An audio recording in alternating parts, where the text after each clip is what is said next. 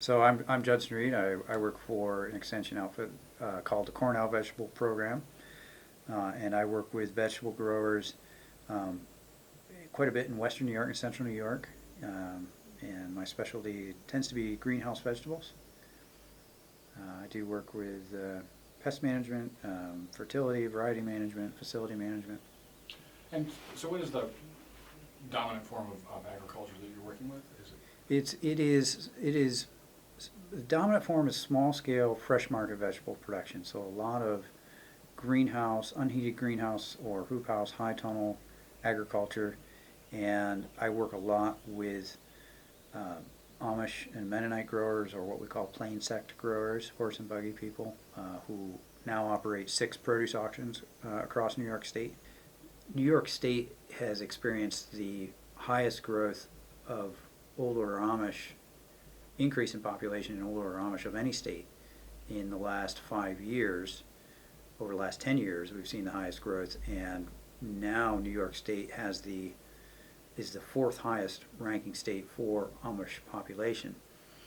So for extension, that is in a way good news, because there are people out there who are hungry for what we have, information on how to grow and market crops. In my case, greenhouse vegetables predominantly, as well as field produce. Um, and that's a growth pattern that's going to continue to increase over the foreseeable future, because that population, because of their cultural values, they seek to maintain an agrarian lifestyle. So it's increasing demand for our services.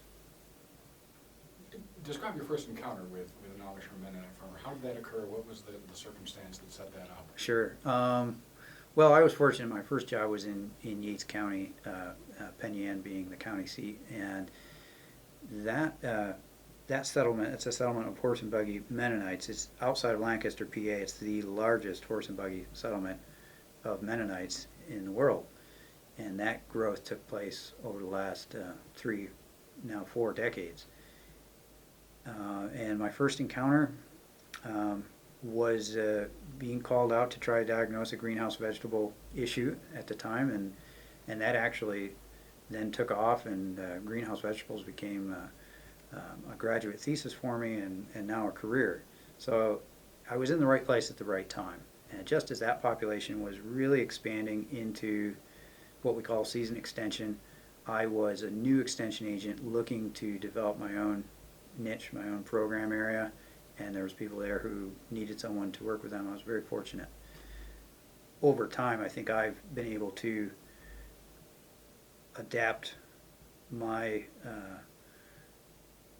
my programming or my interaction with these audiences, hopefully in a way that they find accessible uh, and non-threatening. So if you were talking to an extension educator who was encountering a new population, what would your most important piece of advice be to them? How do you set somebody up to interact with a diverse client? Yeah, any client. It doesn't have to be Amish or Mennonite or any diverse group that you're working with. I would say my first piece of advice would be seek first to understand before trying to be understood. And you need to understand what motivates people. I believe that, and that can come right down to the individual that you're working with. Is if you, as the extension professional, understand the motivation of that person or that individual, you're going to be able to better help them meet what their objectives are, if you understand what their objectives are and what motivates those people. And that's what I try to do. That would be advice I would share with people. And then that can be very satisfying then, your work, because that person's success, you develop an ownership of that person's success. And in my case, that's helping people from all kinds of backgrounds have a livelihood in growing fruits and vegetables. That's what I talk about when I say old-fashioned extension work. What I have to do is develop relationships and build trust with people. Mm-hmm. And I may belong to a distinct culture from the people that I'm interacting with, but it doesn't mean that I can't effectively work within that culture and be respectful of it. To maintain my own identity as a professional, as an individual, while at the same time respecting other people's identities. Well, you've been to Africa too, right? Yes. Okay, so how did you end up in Africa? In Africa, I was a part of a USAID funded project working with tomato growers there that went through an NGO, and I've been recruited to do several of those assignments. Cool. Yeah. Did you do that? Did you start that when you were in school, or did that come as you were? That came through on-campus faculty connections that I had here in the Department of Horticulture. That they were contacted from the NGO, and they said, you should chat with Judson Reid. He's a good resource on that subject. And that's how I got started in working internationally. That's very cool. Yeah, I feel very fortunate, and Yeah. and I'm very fortunate to be a part of an institution that's supportive of me doing that work. In the end, I feel like I've learned as much as I've helped people when I've worked internationally. In many ways, my work domestically has been similar to international agriculture in that I work with people who English is not their first language, who have a number of social and technological restrictions that I have to negotiate, and that I also would encounter that in Africa or Eastern Europe, a similar situation.